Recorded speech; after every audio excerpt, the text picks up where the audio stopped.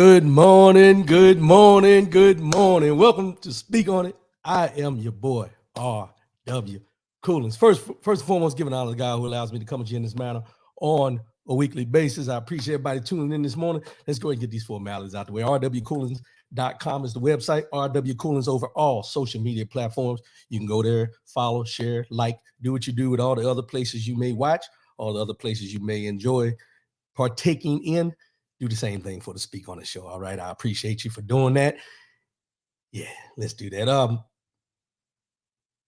Let's continue. Let's continue. 844-904-2665. That's 844-904-2665. No matter what the situation is, let your voice be heard. Always ask to say what you mean what you say. We come in as friends, but leave as family. That's what we do here on the Speak On It show. Make sure you I'm in a loss, y'all. I've been. Let me get myself together. Hold on once. All right. 844-904-2665. No matter what the situation is, let your voice be heard. All we ask is say what you mean what you say. We come in as friends, we leave as family. That's what we do here on the Speak On the Show every Saturday morning, 10 a.m. Eastern, 7 a.m. Pacific. April Wheaton, good morning, sis. Good morning. Appreciate you. Thanks for tuning in this morning. So this morning, we're going to be talking about Black history. It's Black History Month. We're going to be talking about Black history. But I got something that I'm going to start it in a different way. I'm going to start Black History Month in a different way. But before we do, let's talk about something here. They had the funeral for Tyree Nichols the other day. I didn't watch it. Seen little clips and everything. Reverend Al Sharpton gave the eulogy and everything. Kamala Harris spoke, and so on and so forth. They fired the ambulance EMT responders. They've been suspended. They fired another white officer who was there who didn't help in that manner or whatever. So those things are going on. But I think something that's gotten overlooked, something that didn't happen, or a lot of people are not talking about, is in California this week. I want to say it was this week, maybe a little longer, but I seen it on the news this week. There was a man in a wheelchair with no double amputee. I don't want to say with no legs. Double amputee that supposedly, allegedly stabbed someone. Police responded, which is what they do. I mean, if you stab somebody, that's what you need to do. Double amputee or not, they have to respond. And they confronted him. I guess they say he lunged at them with a knife or whatever. And mind you, he was out of the wheelchair at this time. Double amputee out of the wheelchair. Still had the butcher knife that he assaulted the other person with, so on and so forth and everything like that. Okay. Understood.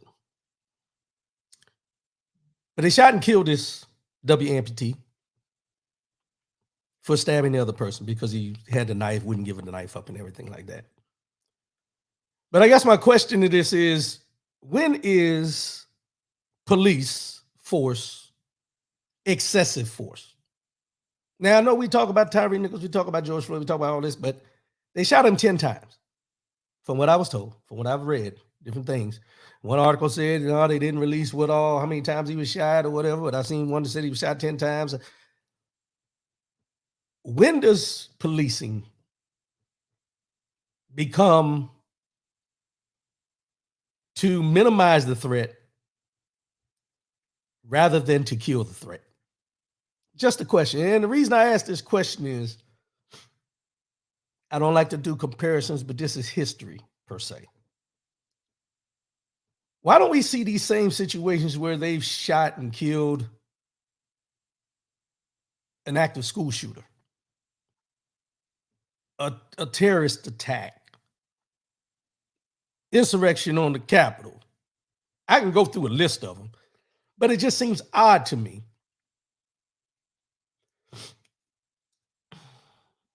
that they shot a man who was a double amputee 10 times to subdue him. But when we see these mass shootings in grocery stores and high schools and elementary schools and mosques and all these things, the perpetrator, the shooter, the active shooter, and y'all correct me if I'm wrong, very rarely is shot and killed. Just a little morsel, put on your mind, something for you to think about. I just find it odd that these things happen in this manner. Now, you can call it what you want, and I'm not getting into, well, if he would have complied, no, I'm not going down that rabbit hole. I'm not going down the rabbit hole of, well, it only happens to black folks. I'm not going down that rabbit hole as well, because you know what you know when you know what you know. You know what you see with your own eyes when you see what you see. But just let that marinate for a minute. Just something I wanted to touch on. Black history. So it's February. We're in Black History Month. And there's all this discussion about in Florida and all over the United States of history not being described as it was done, and arguments about the 1619 Project, critical race theory, and all the different things you can think about when it comes to Black history in the United States of America. But I think we have to go back to understand exactly why and what started Black History Month before we get into Black history. But what I want to start off with is this here. There's two quotes that deal with history. One by George Orwell, one by Marcus Garvey. And the one by George Orwell says the most effective way to destroy people is to deny and obliterate their own understanding of their history. The most effective way to destroy people is to deny and obliterate their own understanding of their history. That's George Orwell. Then Marcus Garvey has a quote that says, a people without the knowledge of their past history, origin, and culture is like a tree without roots. A people without the knowledge of their past history, origin, and culture is like a tree without roots. Now, you can take both of these quotes and say that, as we always say, two things can be true at the same time. But when you talk about Black History Month, see, Black history is world history. Let's just be honest about it. Black history is world history. And we got to get out of this mindset that Black history is only about slavery. We got to get out of this mindset that Black history is only about the struggle. Black history is history just like everyone else has history. Black history is a part of what this nation was built on. Not only through slavery, but even up till today. And then you have people like I mentioned in Florida and all around the United States, you got politicians, people who want to, I'm not going to say eliminate, but suppress what we know as far as history with these United States for their own reasoning. I don't know what that is. Brian Hoodie, good morning, my brother. I don't know what that is. Probably would never understand why that is. But when you talk about history, you have to know that history of the Black man, woman, African American, however you want to state it, is embedded in the soil of this country. No ifs, no ands, no buts. No ifs, no ands, no buts. There's no way around it. So people will tell you that we need to get around. So Black History Month. Let's get a little history about Black History Month. A little history about Black History Month. See, how did Black History Month come about? I don't think a lot of people understand how Black History Month came to be. Back in 1915, Carter G. Woodson noticed there wasn't much public information about the achievements and contributions made by African Americans in the U.S. He and a group of other African American historians created the Association for the Study of Negro Life and History. Together, they researched the achievements and history of African Americans in the U.S. Today, this group is known as the Association for the Study of African American Life and History. I don't know why that's still up on my screen. I'm sorry, y'all. Don't know why. Hold on once. I don't want to get rid of it. Oh, let me go back. Y'all deal with me. I don't usually do this too often. In 1926, after doing research on African American history, the ASALH decided it was time to share and honor what they've learned with others, creating Negro History Week. See, Black History Month used to be a week. Negro History Week. Recognized as the second week of February, various communities did local celebrations with live performances, lectures, and talks with historians. The ASALH chose the second week of February because it included the birthdays of African American abolitionist Frederick Douglass and the former U.S. President Abraham Lincoln. Emancipation Proclamation. For y'all don't know, that's why Abraham Lincoln is thought about. James Ballard, good morning. Good morning. Appreciate you, bro. Appreciate you. Let's move on. In 1960, think about this now. 1960. I was born in 1966. I know I look young for my age, but I was born in 1966. 6 years before I was born, different cities across the United States eventually began recognizing Negro History Week. It wasn't until the 1960s, in the heart of the Civil Rights Movement, however, that people really began acknowledging Negro History Week as its founders hoped all would. With the support of with the support of college students, local Black organizations, and communities, eventually people began celebrating Black history during the entire month of February. 6 years before I was born, we're starting to recognize African American history, Negro history in this United States of America. 1976, former U.S. President Gerald Ford officially recognized February as Black History Month in the United States. Today, Black History Month is celebrated in many different ways. People all over the country continue to have celebrations such as local festivals, live performances, other ways that simply recognize and honor African Americans, those of African descent, and their contributions to American history and culture and to the world at large. Now, I bring this up because I think there's something that we need to go back and think. We ask, there's always this running joke. Why is Black History Month in the shortest month of the year, depending on what year it is? It's only 28 days or 29 days, depending on what month, what year it is. And when you look back through the history of, Black History Month, you have to ask the question, why did it have to come to the point that we had to have a month that we recognize Black history? This is where, we've become, per se, conditioned to understand that it's there because we need it there. It's there because we need it there. It's there because we need to be recognized. Terrence Collins, good morning, my brother. It's there because we need to be recognized. We need to show that African Americans are a part of this United States as far as history is concerned. So let's create a month in order to recognize this. But if you really pay attention to it, when we talk about Black History Month is all about trying to get the recognition of what the slaves put into this country to build this country. You hear about Martin Luther King and the Civil Rights Movement, and I'm going to get into some of this as we go. You hear about Malcolm X and during the Civil Rights Movement. They pass over the Jim Crow era. They pass over Reconstruction. They pass over all these things. They go from slavery to Martin Luther King. There's a lot of history that was done in there for the struggle, with the struggle, and how African Americans contributed to the United States of America and this world as a whole that is kind of just glossed over, that we never really truly hear about. You have to ask yourself a question. Why does it seem that when we talk about Black history, the only things that are talked about is slavery and the Civil Rights Movement? What is it about those two things that seem like they need to be highlighted and put forward as the only part that African Americans played in the history of this United States? Because here's the thing. If you think about slavery and you think about civil rights, slavery was all about us being in bondage. But while we were in bondage, we were still contributing to the building of this country.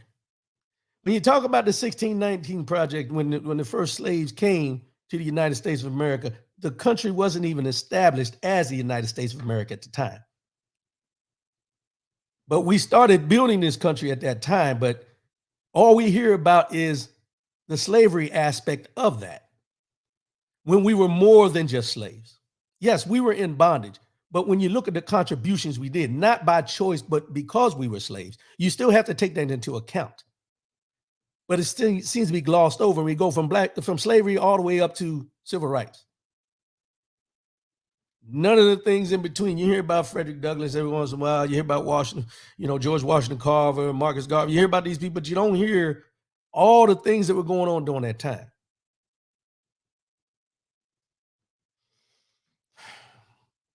You know, I sit back and I ask myself sometimes, what do I know about my history? What do I know about the contributions of people that look like me in this country? What have I learned? What have I chose to learn? Or what have I allowed others to tell me about people that look like me and what they contribute to this country rather than me going and reading it for myself, finding out for myself, understanding more of what we're not taught or what we're not being told. And then you look at where we're at right now. When you ask yourself that question, like I asked myself that question, then you ask yourself, why is it such a push to keep as much history out of being taught, of being on bookshelves, of being anywhere that you can read it? And we always hear this, people go back to this thing about, well, what they're doing is they don't want people to feel guilty about what happened during slavery. They don't want people to feel guilty about what their ancestors may have done. But at the same time, you hear people say that you're just from a slave. Your ancestors were slaves. Our ancestors were more than slaves. Our ancestors were the builders of this country, just like the masters were.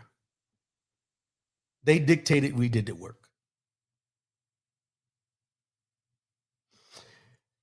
And I transition here because I found this article and I found it very interesting. And I think it was written back in 2021. It's written back in 2021. And it's by a guy, LeGarrette J. King. And it says, Black history is about more than oppression. Black history is about more than oppression. And that's why I want to get into this thing. And that's why I wanted to start with what Black History Month was established about. Because what we need to understand is, you know, we have to get out of this mindset that our history is all geared towards us being an oppressed people. Our history is greater than being in bondage. Our history is greater than being oppressed. Our history is greater than the scenes of us growing up in the projects, or, you know, the things about, you know, what they want to highlight as far as the Black Panther movement and soul power and all these things. And not to diminish those, but we're more than that. We are much more than that. Our history is much more than that. You know, you hear me on here and I talk about these discussions about why are we still saying, and why is the United States of America still getting to the point of saying the first this or the first that when it comes to minorities in this country, mainly when you talk about the African-American Black community. You know, we talk about, you know, you hear people always talking about, well, you know, y'all did elect your first Black president. Okay. But how many presidents were there before him that didn't look like him? How many Supreme Court justices were there before Ketanji Brown Jackson was nominated and put in there? Before Thurgood Marshall was put in? Before Clarence Thomas was put in?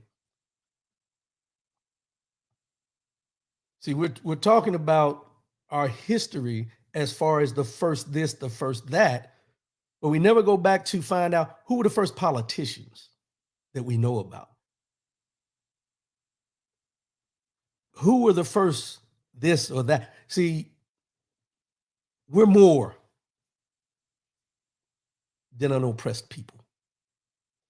And that's what I want us to understand is when we talk about our history, we don't have to concentrate on slavery and what we had to do to get past Jim Crow and civil rights. Now, mind you, when I say that, I'm not saying that we should eliminate that thought, because that's who we are. That's what we were bred from. But it doesn't define us as a people. And sometimes we get caught up in defining ourselves as that too often. And we still have people that are standing up because people are still oppressed. You can talk about the Colin Kaepernick. You can talk about how Mahmoud Abdul Rauf, which he has a special out right now called Stand. Make sure you go watch it on Showtime, about how he was blackballed from the NBA. Craig Hodges blackballed from the NBA. People standing up for the fight of justice for a people, and how they're vilified and pushed to the side, like they did Kyrie Irving this year about posting just a clip, not the video, but a picture of a movie that was being profiled as Hebrews to Negroes. And then he was vilified. See, those are the things that we see happen. And we may not be oppressed like we were before, but there's different ways of oppressing us as the time is going on. But let's get into this article. Black history is about more than oppression. We keep teaching about Black history, not through it. We keep teaching about Black history, but not through it. And what he says is, I began asking a simple question: why can't we get Black history education right? The desire to write and learn Black history has been a priority by Black communities for over a century. In the late 1800s and early 1900s, Black educators, including Edward A. Johnson, Booker T. Washington, Layla Amos Pendleton, Carter G. Woodson, and Merle Epps, wrote Black history textbooks, teacher guides, and other resources to correct white authors' omissions and misrepresentations of our history.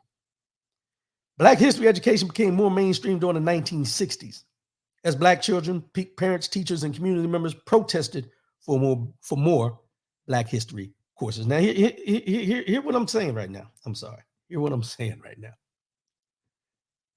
As early as in the 1960s, we had Black children, parents, teachers, and community members protesting for more Black history courses. And in 2023, we have governors taking these history classes out of the education system.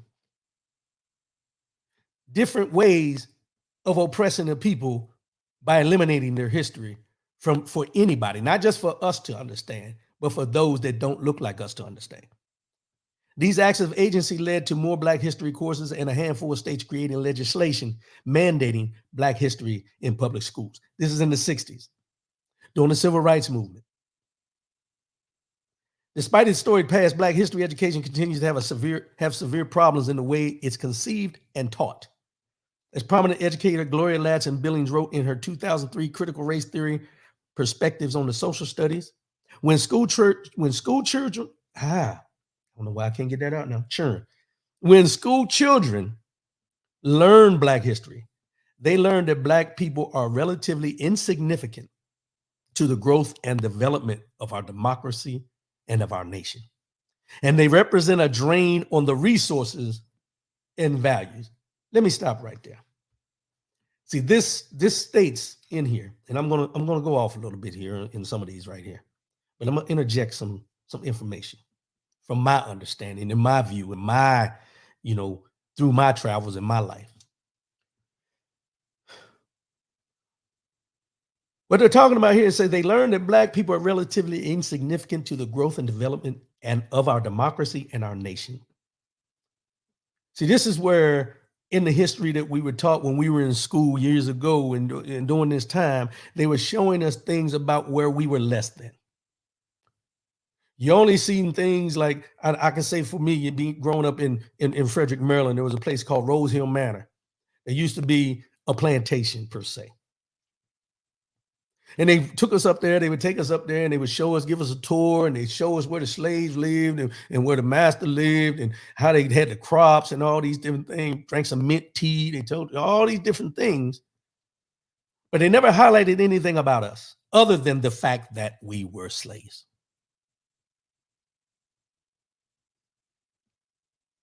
They also represent us in the light, if you remember back in the day, and I remember this as being a young man, they represented us in the aspect of we were all on government assistance. We were all welfare babies. We were taking advantage of the government systems that were established for us to be on food stamps, for us to have housing assistance, for us to be in the projects, and all these things that they said they were doing for us. But they vilified at the same time, saying we were not worthy of having this assistance. And if you think about it and you look back over history, and we talk about this often as far as, generational wealth. A lot of those systems were set up because they didn't want us to have an opportunity to build the generational wealth. What they did was they put these systems in place to keep us dependent on the government somehow, some way, So we could not establish that generational wealth, because if everyone thinks about it, and I'll get into this a little later, but I'm going to jump around a little bit, so y'all bear with me. But if you look back, the cotton industry was one of the largest proponents of generational wealth for white America. Now, all they did was overseen. We were the ones that picked. But the generational wealth never went to the people who picked, because we didn't even get paid for picking. Cotton was one of the largest industries before tobacco, after tobacco, in the United States of America, in the South. But we've been portrayed that we're lazy. Let me start here. We're lazy. We don't want to work.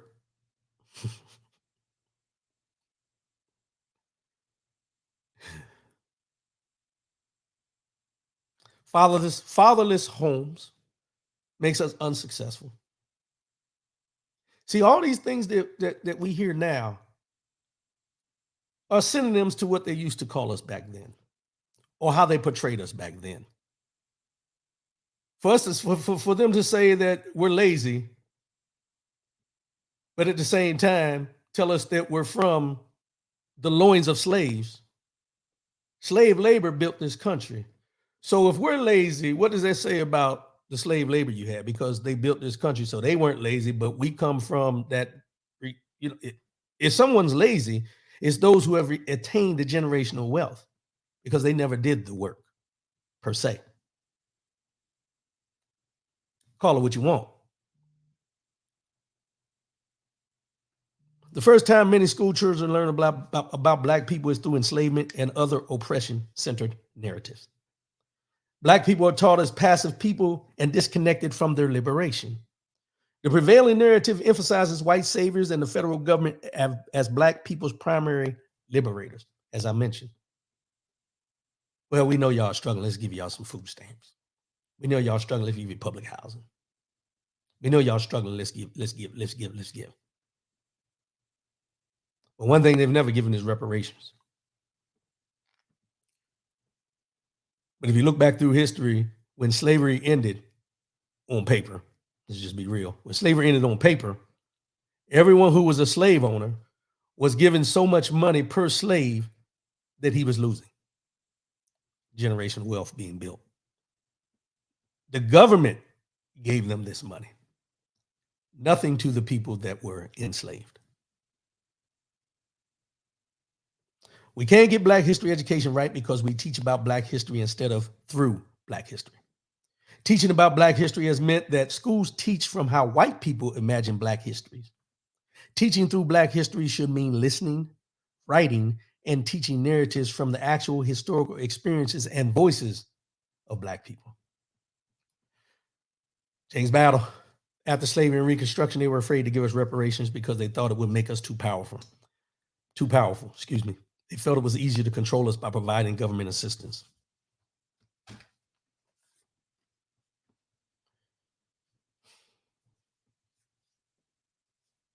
Y'all read that one more time.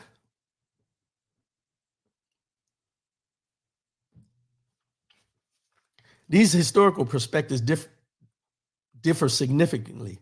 For instance, teaching Brown versus Board of Education through Black voices would acknowledge, watch this now. This is something that I think a lot of us need to understand because it's caught me off guard. These historical perspectives differ significantly. For instance, teaching Brown versus Board of Education through Black voices would acknowledge that many Black communities were not in favor of integrating schools, just equity in school funding. Black schools were culturally confirming, relevant, and sustaining. Integration meant transferring Black students to predominantly white schools where instructional practices were culturally insensitive and racist. Teaching through Black history about the Brown ruling provides a critical assessment of the policy and not the federal government's moral prerogative of racial progress. We can teach through Black history by adopting what I call Black historical consciousness. Black historical consciousness is a set of principles to understand, develop, and teach Black histories that recognize Black people's full humanity and emphasize pedagogical I was trying to get this right yesterday, though. Pedagogical practices that reimagine the legitimacy, selection, and interpretation of historical sources. This consciousness should be adopted for creating and sustaining Black history programs. Now, let me go back to something here. This is what caught me when I was reading this. I want all y'all to really catch this as well. Brown versus Board of Education is when they decided to integrate the schools. That's what the case was all about. But there was a lot of Blacks, African Americans at that time, who were teaching us as individuals in their own schools that were against it. Something we don't hear about. All we hear about the goodness of what they did when they integrated the schools. But we didn't hear about the pushback of the African American Black community. It was like, no, wait a minute now. Because if you look through history now, by them eliminating us being able to have our own schools, watch this now, and funding, which is what they were asking for more than the integration, we wouldn't be at a point where we are now, where this history is being totally eliminated from the equation. Just something to think about. The history that as we know it is being eliminated. The history as it should have been told, by what I'm reading here and what I understand, y'all correct me if I'm wrong, was eliminated due to integration of the schools. Because most of those African American Black teachers that were teaching at the time in those schools were eliminated. Those teachers were not given jobs in the schools that they were integrating in most cases. Black historical consciousness consists of 6 principles and ample examples, some of which may require further research even for history teachers. And these 6 jumped out at me pretty hard. And so, number 1, don't ignore systemic power, oppression, and racism. Don't ignore systemic power, oppression, and racism. We cannot teach about Black history without exploring how these forces have influenced Black life in America. Examples include the institution of slavery, the nature of race relations, the wealth gap and housing patterns, the war on drugs, and mass incarceration. Do not ignore systemic power, oppression, and racism. Examples include institution of slavery. I think that's not the nature of race relations, the wealth gap and housing patterns, the war on drugs, and mass incarceration. Number 2, acknowledge Black agency. Acknowledge Black agency. Black people have always acted independently, made their own decisions based on their interests, and fought back against oppression.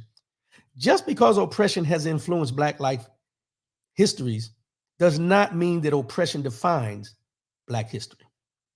Examples include African resistance to slavery, Black abolitionists, the 2 great migrations, the NAACP and the courts, and the Black Power movement.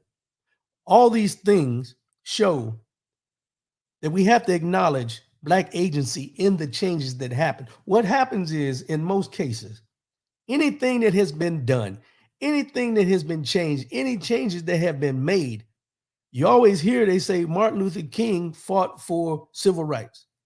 He was pushing for the civil rights movement and everything, but they always bring it back to, if such and such wouldn't have signed this, it wouldn't have happened. If Abraham Lincoln wouldn't have signed the Emancipation Proclamation, we'd still be in slavery, and so on and so forth. But there was a lot of underswelling, under pushing, people working hard to get those rights that looked like me. But it gets overshadowed by the one who finally put the pen to the paper. Not all the fight that was going on to make it happen behind the scenes. Number 3, study the similarities and differences of Black histories and cultures across Africa and the African diaspora worldwide. Study the similarities and differences of Black histories and cultures across Africa and the African diaspora worldwide. Black history should begin with the study of ancient Africa and move to define Blackness worldwide.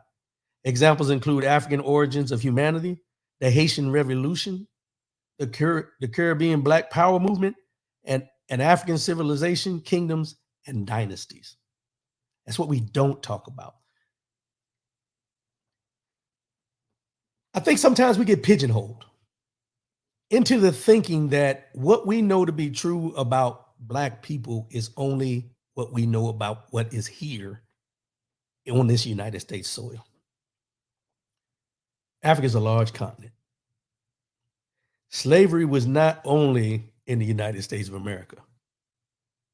African Americans, Blacks, whichever way you want to, I always put both because some people want that differentiation,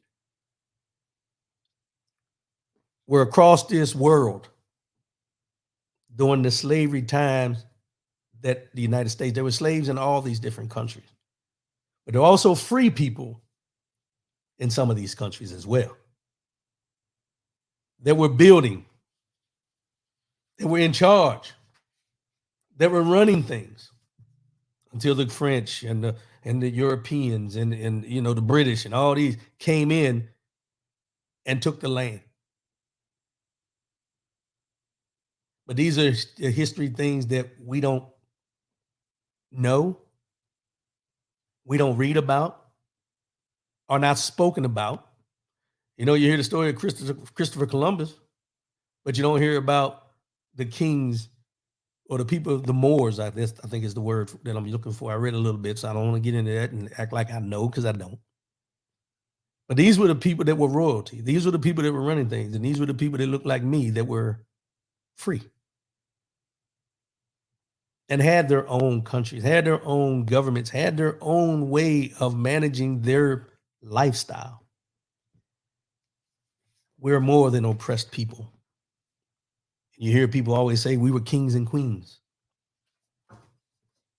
Number 4, focus on Black joy through liberation and radical projects that defied oppressive structures throughout history. Highlight histories about Black culture that are not focused on hardship, but sustain Black people's spirits. Examples include Black family dynamics, music, dance, cultural expressions, sports, holidays and traditions, and the Black arts movement. Number 5, explore the multiple identities that can inform and intersect with Blackness. Examples include the Combahee River Collective, Black political thought, Black nationalism, and the experiences of Black indigenous people, Black women, and Black LGBTQ plus communities. Number 6, recognize that all Black histories are contentious. These histories are twofold. First, Black people are not a monolithic group and have had various and sometimes competing ideas on how to solve social issues. Malcolm X, Martin Luther King Jr., Reverend Dr. Martin Luther King Jr. Excuse me, I don't want to minimize who he is. Examples include Black Marxism, the reparations movement, Pan-Africanist movements, and the Garvey movement. Secondly, like all histories, Black histories are not always positive and include unfavorable and problematic moments and narratives. Examples include recolonizing Africa, homophobia, and sexism during the civil rights movement. See, there's a lot to our struggle. There's a lot to the things that we've been fighting for over and over and over again that don't just deal with the fact of we were slaves. Don't just deal with the fact of we were on some type of maybe government assistance or we needed food stamps or we needed a hand up to get started. We're more than our circumstances were. We're more than our circumstances are. We just have to understand that we have to get out of the mentality that when we talk about Black history, that we only concentrate on slavery and the civil rights movement. There's a lot of history in this country. There's a lot of history with us that we tend to overlook because this is what we've been told. Hell, if you really think about it, some of you out there listening, and some of you listening who know someone are Black history. I'll give you a prime example, and I've said this before on here. When I was in the military, while I was serving active duty in the Air Force, during Black History Month, the one thing you were guaranteed to see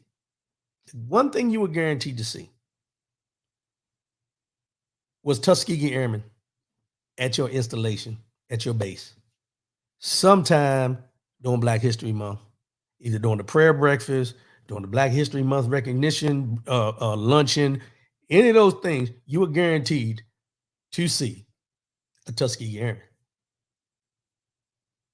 Because what they did was they felt that, in my opinion, now this is my opinion, they felt that what symbolized us in the Air Force and our contributions was the Tuskegee Airmen and what they did back during the time when they were able to do what they did. But never did you see them invite or talk or have people talk about how they struggled when they were in the Air Force or how they advanced in the Air Force, how they made it to certain ranks. You had one of the first generals was Benjamin O. Davis. The only time I heard about Benjamin O. Davis, General Benjamin O. Davis, was when I had to study for promotion because it was in the book. Tuskegee Airmen were in the book, what they did, escorting the bombers in their fighter planes. Those are the only two significant things that stood out with me when it came to Black history while I was in the Air Force. So you ask yourself, is that all we are? Is that all it comes down to? Because I know for a fact that I've served with many successful, intelligent African-American Black men and women while I was active duty who did great things, whether it was programs or ways of finding Lean Six Sigma, that I don't know too much about it, but I know they do it. The Lean Six Sigma stuff, the supply chains, all the different things you can think about that have to be done with aircraft to make them fly, to make sure they get the supplies they need, all the different things. There's a lot of us that have contributed greatly to these things. But the only two concentrations that I can recall, and somebody correct me but the only two I recall are General Benjamin O. Davis and the Tuskegee Airmen. That's it. James Battle. The problem with much of American history is that it's not true. For example, if you research when segregation ended in Alabama, it says 1954. That's not true. I started school in 1967. Schools were still segregated. They were not actually integrated until 1970. I went to a segregated school for 3 years. I teach my kids and grandkids the truth. And that's where it lies. And that's why I'm doing this today. Thank you, James Battle. That's why I'm doing this today. Is I want us to understand that Black history is not always told in the truth of what it is or what it was or by the people that need to be told by, that it needs to be told by. And this is why I harp on the fact that we need to read. And when I say read, I'm not just saying grab a book and read. I mean, read something that is true to fact, not something that is just made up to pacify what happened during that time. As I mentioned to y'all, I think last week, the week before, the 1619 Project documentary is on Hulu. I've tried to watch the first two. I'm not going to lie. It was late. I fell asleep. So I need to go back, and I will go back and watch the first two before I watch the second two that was released the other day. Thank you, Brian Hoodie, for reminding me. I appreciate that. Releasing two at a time, two episodes at a time. But I would encourage you guys to go and look at this. Know what the 1619 Project is all about rather than the controversy that surrounds what it's about. Go look for yourself. And like I said, I know a lot of y'all don't want to read. Not that you can't read, but you don't want to take the time to read it. Go watch the documentary. It's done by the same person. It's done by the same person that wrote the book. The history is there for us. We just have to go out and find it. And as James Battle said, it's on us to teach our kids. It's on us to teach our grandkids. It's on us to put this education in them so they understand that when someone talks about their great-great-great-great-grandfather, that he was not only a slave. When they talk about Martin Luther King Jr., he was just not a face of civil rights. He was more than just civil. He was a man fighting for the rights of not only the people who look like him, but if you think about it, everything that Reverend Dr. Martin Luther King marched for during the civil rights movement gives the LGBTQ community, women, how do I want to say it? People that end up moving here, from other countries, immigration, all that he marched for did not only impact us, it impacted so many, but they minimized him to just be the face of the civil rights movement. I seen something the other day, and I'm going off a little bit. I seen something the other day where somebody chose, or there's a truck, excuse me, I'm sorry, for Black History Month. Now, let me go here for a minute. This is where you know things have been minimized to a point.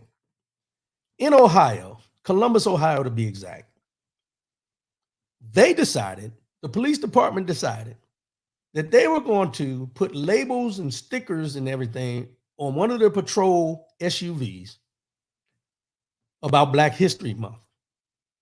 And then they put a quote of Reverend Dr. Martin Luther King Jr. on one of the back windows.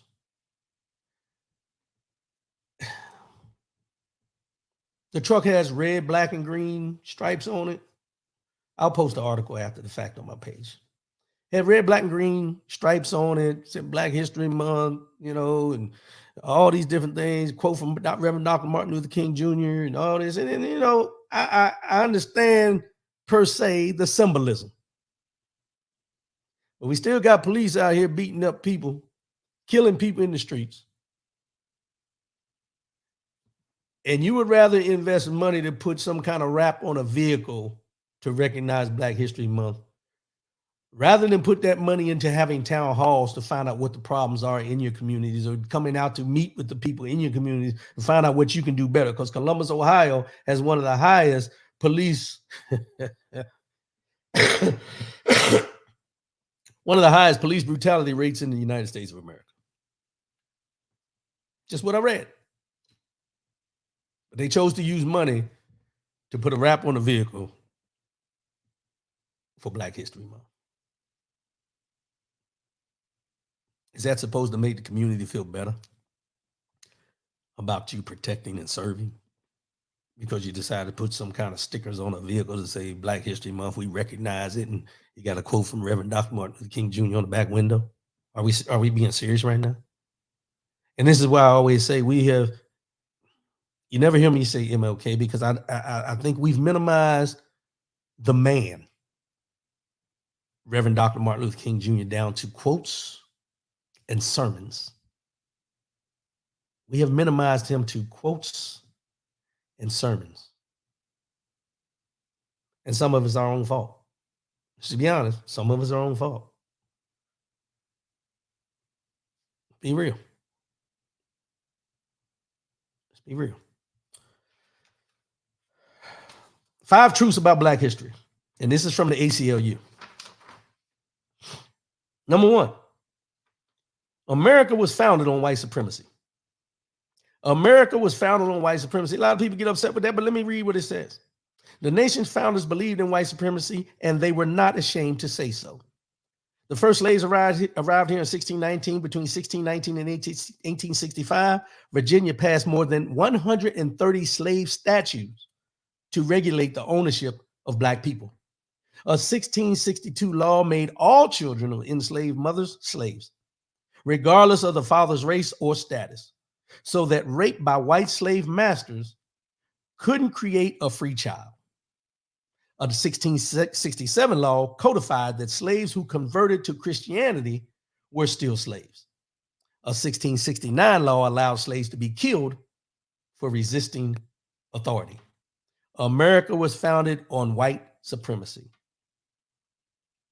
I don't say it. I don't write it. It's fact.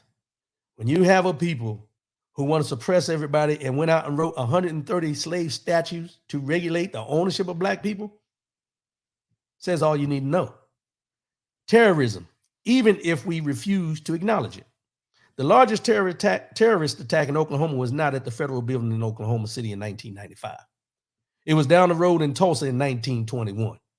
The Greenwood neighborhood of Tulsa, Oklahoma was unique. In the early 20th century. It was referred to as the Black Wall Street and was home to Black and Native Americans who had become wealthy from oil discoveries. Terrorism.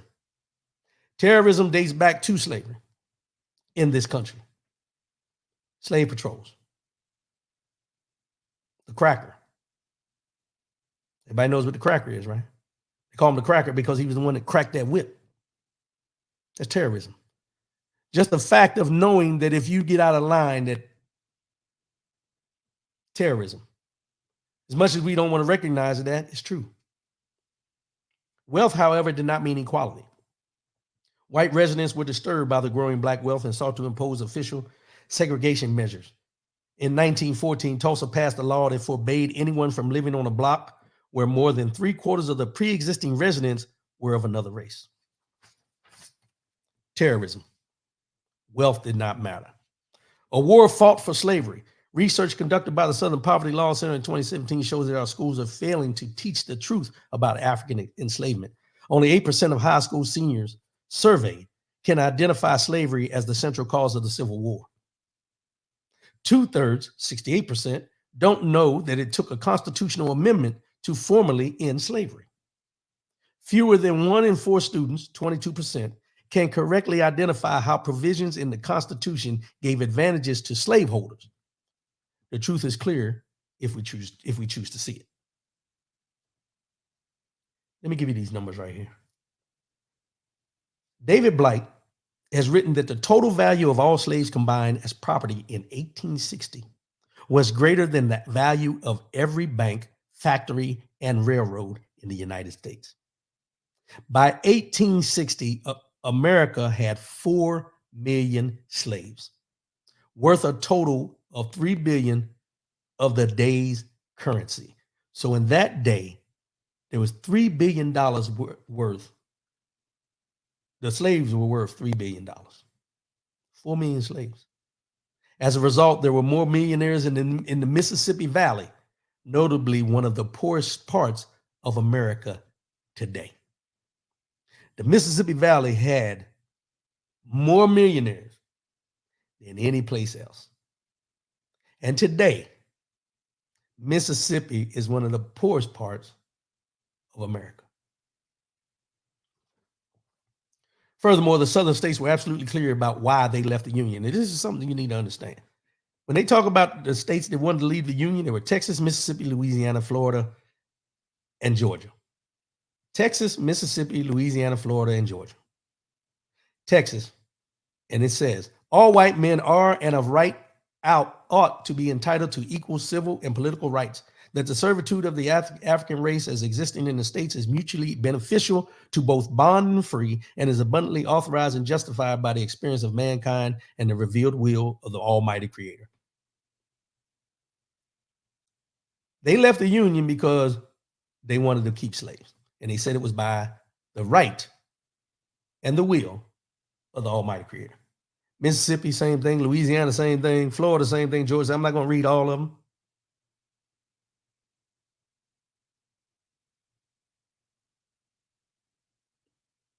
But it lets you know what the mindset was then. Francis Scott Key, the writer of the national anthem, was an avowed white supremacist. The third verse of the national anthem celebrates the murder of slaves. No refuge could save the hireling and slave from the terror or flight or the gloom of the grave. But what they try to say is, some say that Francis Scott Key was referring to whites captured by the British who were forced to fight for them. There is no historical evidence to support this claim, and facts about Key make it unlikely.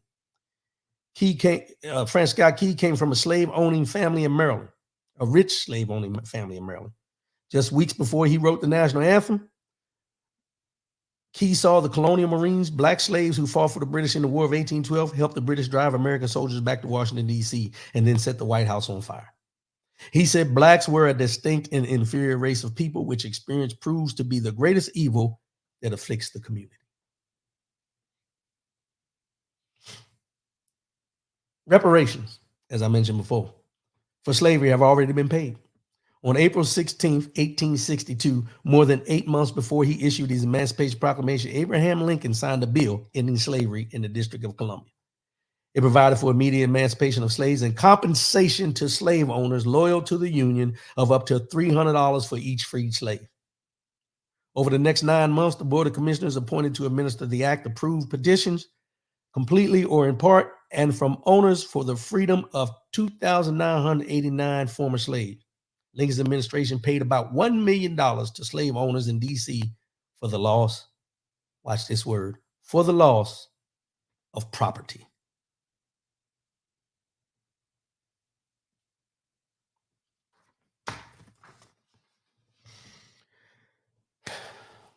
Let me say this. We are more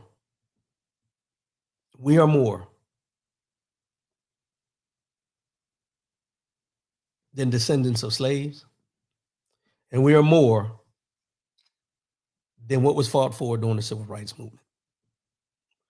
There's a whole lot of things that we are, and there's a whole lot of things that are said about us that we aren't. But one thing that we are is resilient people. And that's one thing that I mentioned in there, that when we talk about history, Black History Month, it's not a month. Black history is embedded in this world, not only in this United States, but in this world. And what we need to do is we need to get better at preserving our history. We need to get better at teaching our history. We have to start getting to the point where we stop expecting someone else to be the overseer of our history. We have to get better with the fact of understanding that our children's children need to understand our history, not just that we were slaves, not just that Reverend Dr. Martin Luther King marched for the civil rights, but there's so many other parts that we need to get into. You know, there's some other things that I was going to get into, but it's just too much today. And I don't want to harp on this all month long. Let's just be honest. I don't want to harp on this all month. And when I say harp on it, I don't want to just be in your face about history and we need to do this, we need to do that. I don't want to do that all month long. I want to celebrate us this month. But I don't want us to celebrate us this month and think we don't need to celebrate us in March, in April, in May, in June, so on and so on and so on, because someone right now is making history. Someone right now is finding out someone in their bloodline did something historical. You may be doing something historical right now. And we need to recognize that, not to the point of where we just recognize it as being Black history, but someday where we can get to recognize that it is history. It will be revered in history of something that was a great accomplishment. You know, you hear me talk about legacy a lot. I've talked about legacy many, many times on this show. And we all want to leave some type of legacy. And our legacy is kind of intertwined with history. Because your legacy and what people will talk about you when you leave here is the history that you've laid. We have to understand that we cannot continue to allow, and I'm going to say allow, those people who don't have the best interests at hand about what our history is about to hold the lock and the key to what we know and what we share. We got to get better with the fact of reading. We got to get better with the fact of supporting. We got to get better with the fact that we know that we're more than oppressed people or people that were oppressed. I want you to think about something. Oh, excuse me, my allergies. I want you to think about something. Some people listening, and I'm going to eliminate myself from this conversation, so don't y'all think I'm looking at it that way. But some of us come from families that grew up in public housing. Some of us come from families where we were on government assistance, whether it be Section 8, welfare, food stamps, any of the programs you can think about. Some of us We're born into that. However, look at you now. Look at you now. You don't rely on the government to sustain you. You don't rely on the government to house you. We have all found a way to get past and find opportunities to get us to a point where we don't have to rely on those systems that were created to pacify us at the time. And this is nothing, I don't want anybody to get this wrong. This is nothing against our parents, our grandparents, but they did the best with what they had to do, with the resources that they had at the time. But if you really sit back and think about it, we are history. This is the history that people don't want to talk about. We're the history where we didn't have to have generational wealth per se to get to where we are today. We didn't have to have somebody give us something in order for us to make a way. We worked, just like the slaves worked, just like the people during the Civil Rights March worked, just like all those people through history continue to work to find a way. In spite of all the obstacles you can think about in their way, they still found a way. So when we talk about coming up and maybe being in public housing or being on welfare or being on food stamps, I guarantee you, there's nobody that can look at anybody in their family that may have had that assistance and look at them and say they were lazy. Look at them and say they didn't try. Look at them and say they didn't do everything they could do in their power to get a leg up. Because if they didn't, we wouldn't be enjoying the fruits of their labor to where we are now. So that's why I say we have to get to the point of where we have to stop, look past the fact. And when I say look past, I'm not saying forget, but we got to look at where we are now and not be comfortable that we're here. Not be comfortable with that we're here, but understand that the history behind us as a people has pushed us to this point. We have to know that the history that we know, the oppression, the slavery, the civil rights movement, all those things that we know and we harp on and we hold on to has pushed us to be great, has pushed us to be where we are today, has pushed us to continue pushing on, not only for us, but for everybody that was behind us, everybody who paved the way. See, that road was dirt. Then it became gravel. Then it became concrete. What are we going to do? What are we going to line the roads with for the next generation, for them to pick it up and carry it on? See, the road and the plan has been laid for all of us through history for us to be where we're at. We don't have to forget about the slavery. We don't have to forget about the struggles. We don't have to forget about all the things we may have gone through to get to this point. But we got to use that as energy and motivation to keep pushing so the next generation doesn't get comfortable to the point where they forget, where they don't know how they became to be from what we used to be. This is where Black history comes into play. We are proud people, but let's be so proud that they cannot diminish who we are and what we've accomplished in this country and in this world. It's up to us. We can't get complacent. We can't just sit back and say, oh, what they're doing in Florida is wrong. Because if it's happening in Florida, what's to say it won't happen in Nevada? What's to say it won't happen in Maryland? What's to say it won't happen in Alabama? And so on and so on and so on. Understand something. Understand this. When the slaves came to the United States of America, or came to the Americas in 1619, they landed in one spot. But slavery was all throughout the Americas, all over, once it started to become the United States of America. If slavery can spread in that manner, the deletion of history can also spread in that manner. Just something for you to think about. Something for you to think about. Let's go and get into this.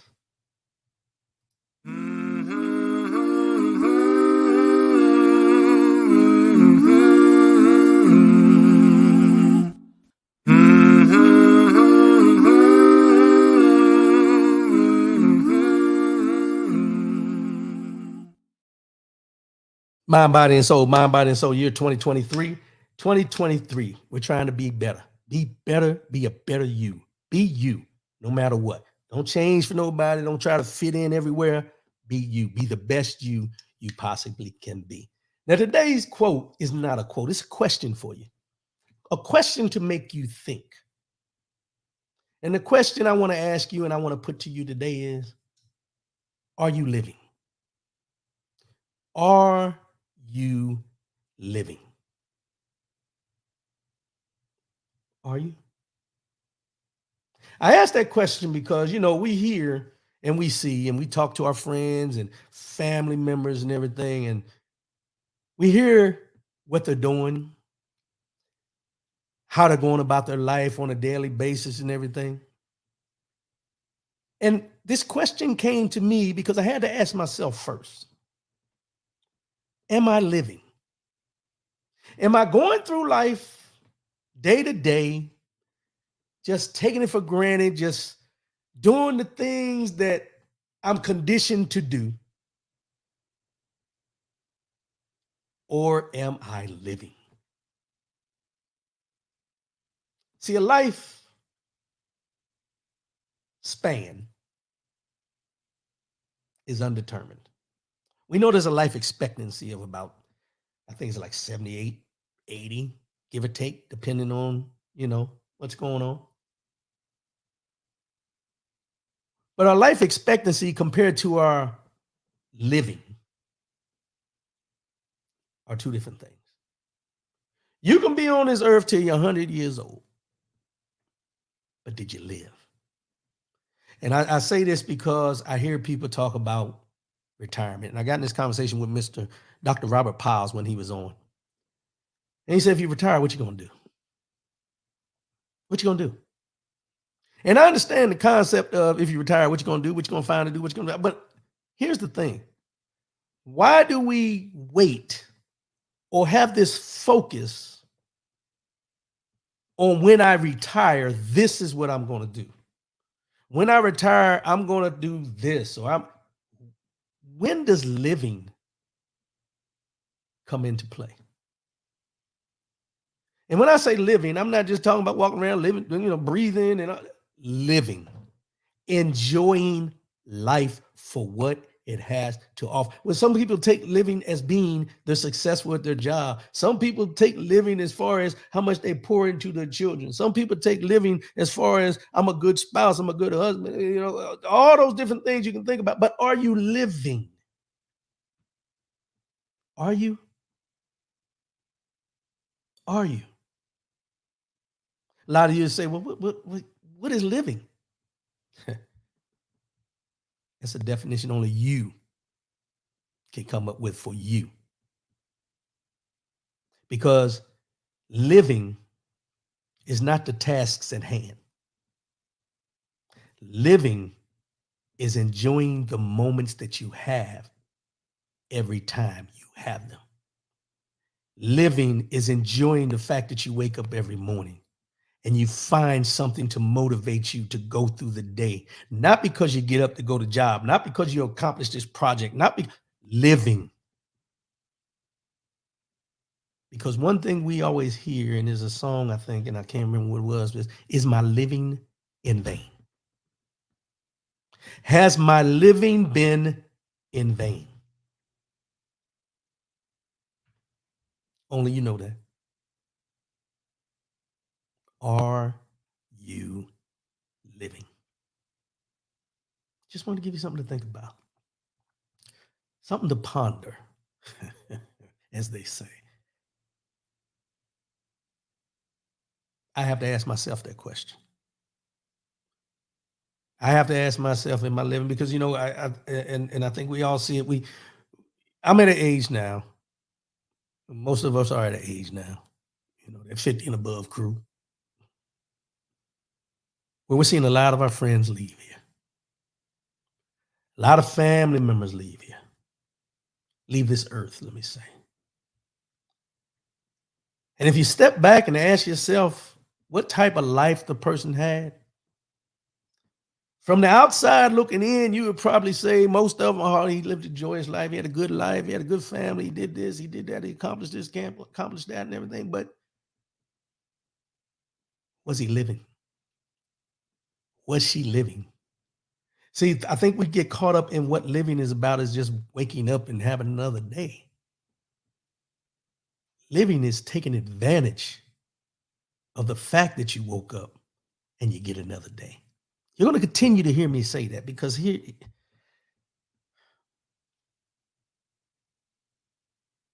we don't know day, the hour, reason, purpose of when we're going to leave here. But don't leave here with your life being lived in vain. Are you living? Are you living? Some of y'all living maybe just sitting around watching movies all the time. If that's living for you, so be it. But only you know what your living is. Think about it. Make the changes accordingly if you have to. What are you pouring into? Who's pouring into you?